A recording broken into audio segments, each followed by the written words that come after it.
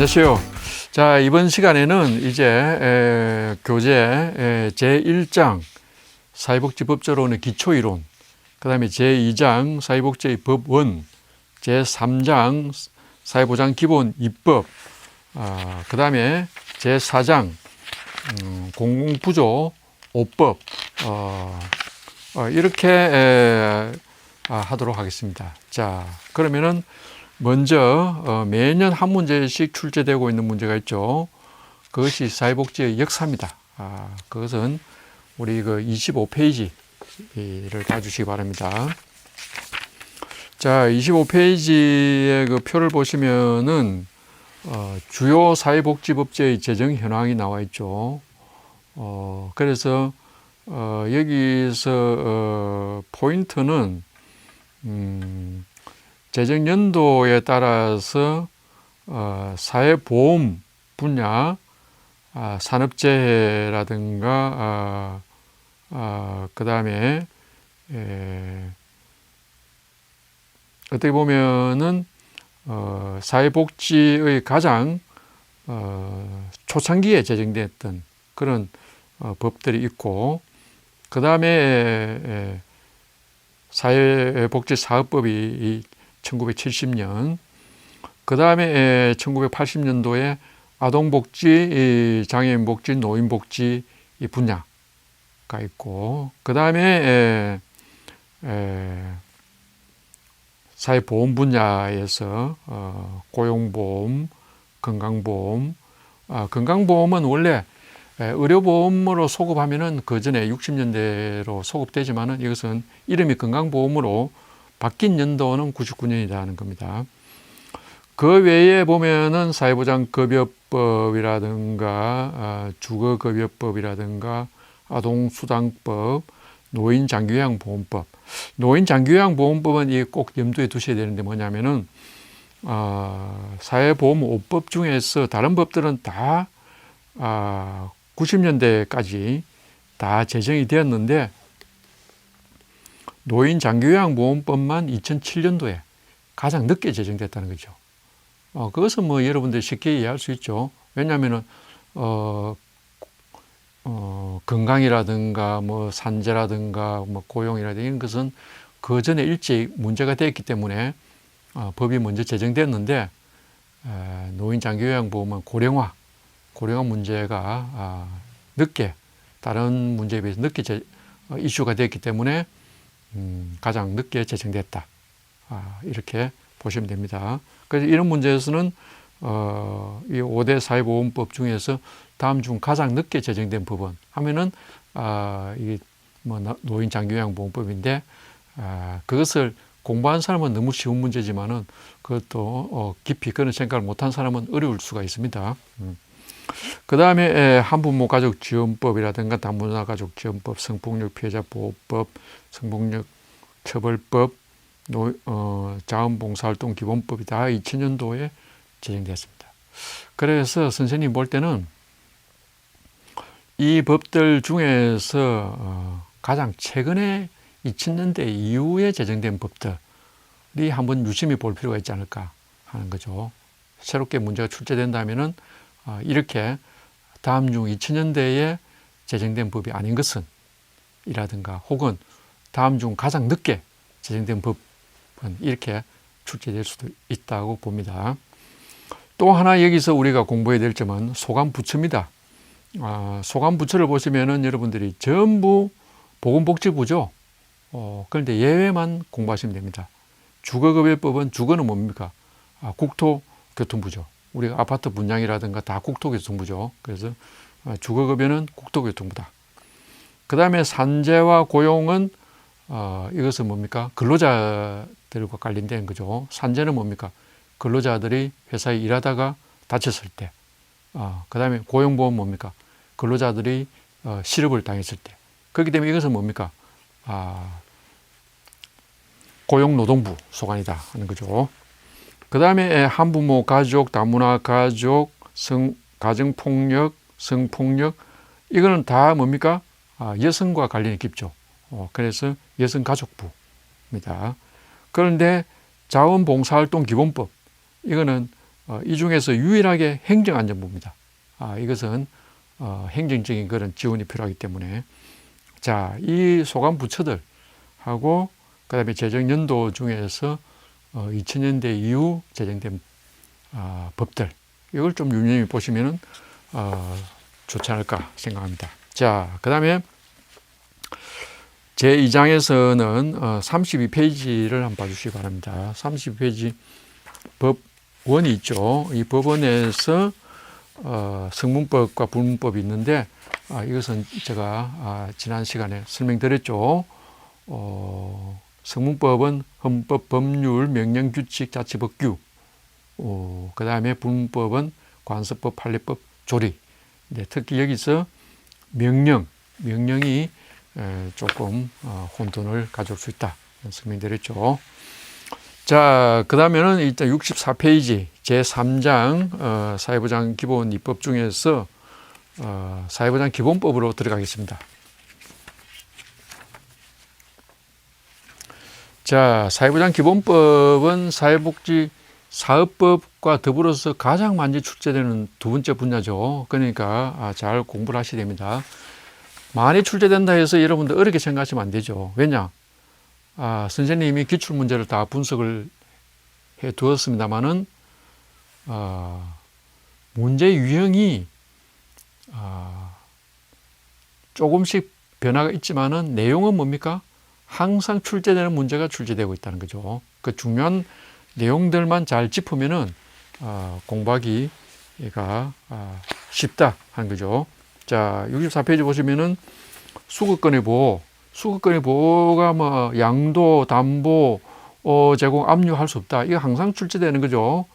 그 다음에 수급권의 제한, 수급권의 포기, 수급권은 포기할 수 있다.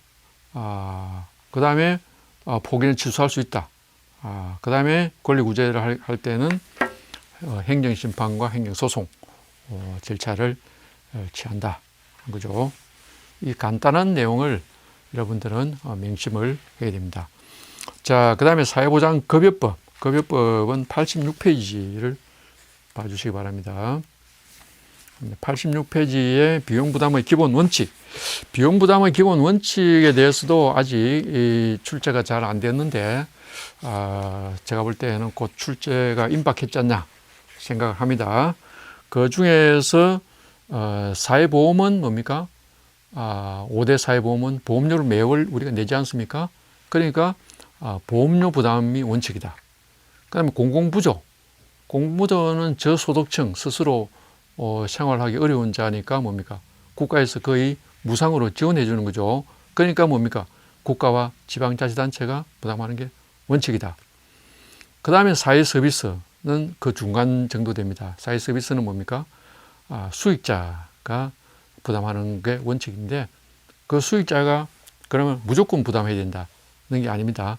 수익자가 부담 능력이 있을 때 하는 거죠. 그러니까 사회보험은 기본적으로 보험료로서 어떻게 보면 자립 운영에 가깝고 공공부조는 전혀 부담 능력이 없기 때문에 국가가 무상 지원에 가깝고 그 다음에 사회서비스는 그 중간이다.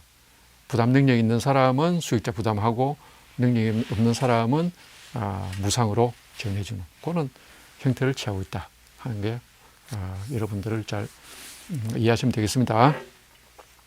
자, 구체적으로 볼 때 사회보험료 중에서 건강보험료는 뭐 여러분들 다 아시다시피 이 직장가입자인 경우에는 보수월액의 2분의 1은 사업주, 그 다음에 2분의 1은 근로자 본인이 부담하죠. 그 다음에 국민연금도 기여금은 근로자 본인, 그 다음에 부담금은 사용자. 그러니까 건강보험과 국민연금은 사업주와 근로자가 반반씩 부담한다. 이렇게 이해하시면 되고, 그 다음에 산업재해는 사고가 났을 때 사용자가 책임져야 될 내용이죠. 그러니까 100% 사업주가 부담한다. 그렇게 이해하시면 되고요. 그 다음에 고용보험료는 이게 고용안정, 직업능력개발 분야는 회사가 이것을 해야 될 문제이기 때문에 100% 사업주. 그 다음에 실업급여. 실업급여는 퇴직 후에 근로자가 지급받는 것이기 때문에 본인 50%, 사업주 50%. 이것은 뭡니까? 국민연금과 같은 그런 반반 부담의 시스템이다 하는 거죠. 그 다음에 장기요양 보험료. 장기요양 보험료는 건강보험료의 일부 비율을 곱해서 부과한다. 이렇게 보시면 됩니다. 결국은 건강보험료가 사업자의 경우에는 반반 부담하니까 결국 노인 장기요양 보험료도 반반 부담하는 결과가 되겠죠. 자, 그 다음에 공공부조업법으로 가겠습니다. 공공부조업법은 100페이지를 봐주시면 되겠습니다. 공공부조업법은 요즘 코로나19 사태로 인해서 자영업자들 문제, 재난지원금 문제가 심각하죠. 사실 어떻게 보면은 그런 부분도 공공부조로 포함시켜 가지고 이렇게 해야 될 문제라고 볼 수 있죠. 공공부조가 반드시 저소득층, 그 다음에 스스로 생활 능력이 없는 자에 대한 어떤 지원도 있지만은 이런 국가적 재난 사태에 대비해서 그런 뭐 수해라든가 그런 재난뿐만 아니고 이런 코로나와 같은 사회적 재난이 있을 때도 대비할 수 있는 그런 시스템을 앞으로는 갖춰야 되겠죠. 자, 거기 보시면은 이제 기초생활보장급여가 생계급여, 주거급여, 의료급여, 교육급여, 해상급여, 장기급여, 자활급여 이렇게 되어 있죠. 여기서는 가장 문제가 되는 게 뭡니까? 102페이지 보시면은 생계급여의 지급 대상, 지급 대상에 이제 부양 의무자가 없거나 부양 의무자가 있어도 부양을 받지 못하는 그런 경우죠. 그 다음에 소득 인정액, 이 일정 수준 이하의 경우죠. 거기서는 이제 사업소득과 재산소득, 이전소득 이렇게 평가를 하는데 여기서 뭐 이전소득이 뭐냐, 소득으로 보지 않는 금품은 뭐냐 하는 그런 내용들이 있죠. 그런 분들은 여러분들이 103페이지에 그 상세한 설명이 있으니까 그걸 참조로 하시면 되겠습니다. 그 다음에 우리가 알아두어야 할 사항은 110페이지 보시면은 이제 신청에 의한 조사하죠. 그래서 생활 능력이 있는데도 불구하고 이렇게 국가 예산으로 낭비해서는 안 되겠죠. 그래서 그런 신청자에 대한 조사를 철저히해서 지급하는데 거기에 대해서는 이제 금융전산망이라든가 그런 것을 조회할 수 있는 본인 동의를 받아서 전국의 어떤 재산 상태, 그 다음에 소득 상태 이런 것을 다 조사를 하게 되는 거죠. 자, 그렇게 공공부조업법에 대해서 공부를 하시고 그 다음에 131페이지를 보시면은 기초연금법이 있습니다. 과거에는 뭐 기초연금법에 대해서 별로 관심이 없었습니다만은 요즘은 퇴직 후에 소득이 없어짐으로써 이 기초연금을 받아서 생활하는 그런 가족이 많아졌어요. 그래서 기초연금이 아주 중요시 되었고 앞으로 계속 상향시켜야 될 그런 과제를 안고 있습니다. 자, 기초연금은 거기 131페이지 보시면은 65세 이상인 사람으로서 소득 인정액이 보건복지부 장관이 정하는 금액 이하인데 이 선정 기준액은 전체 65세 이상 사람 중에서 70% 이상이 되도록 노력해야 된다 하는 거죠. 그리고 2022년 이게 기초연금 기준액의 최대 상한액은 30만 원으로 그대로 유지되고 있습니다. 자, 이제 긴급복지지원법이죠. 긴급복지지원법도 여러분들 사회적으로 많이 문제가 되고 있죠. 이 긴급복지지원이 처음 문제가 된 것은 뭡니까? 대구에서 사시 아동이 굶어 죽은 아사 사건이 2004년도에 있었죠. 그때 이 법이 제정이 되었는데, 이 법이 제정된 이후에도 지금도 여러분들 뉴스를 듣다 보면 가끔 이런 사건이 일어나죠. 그것은 뭐냐면은 그런 제도가 있어도 제도를 알지 못하고 또 신청을 해야 되기 때문에 신청을 할 수 없고 하는 그런 상황이 되어서 집에서 혼자서 굶어 죽는 그런 사건이 발생되고 있는데, 이 긴급복지 문제는 그래서 누구나 이렇게 그런 사람을 발견했을 때는 신고하도록 해서 이렇게 조금 보호를 강화시키고 있는데, 그래서는 충분하지 않죠. 더 확보를 하기 위해서는 국가 지방자치단체가 적극적으로 각 가정을 조사를 해서 이런 긴급복지 대상자가 있는지 없는지 발굴을 하는 그런 의무를 강화시킴으로써 이것은 어느 정도 해결할 수 있는 문제다 보고 있습니다. 자, 긴급복지지원의 대상자는 140페이지 나와 있죠. 위기 상황에 처한 사람은 이제 누구나 그 대상이 되고, 지원 대상은 금전이나 현물로 직접 지원을 할 수도 있고, 다른 사회복지기관이나 단체와 연계 지원도 할 수 있고, 그 다음에 상담이나 정보 제공 등 이런 간접적인 지원도 할 수 있다 하는 거죠.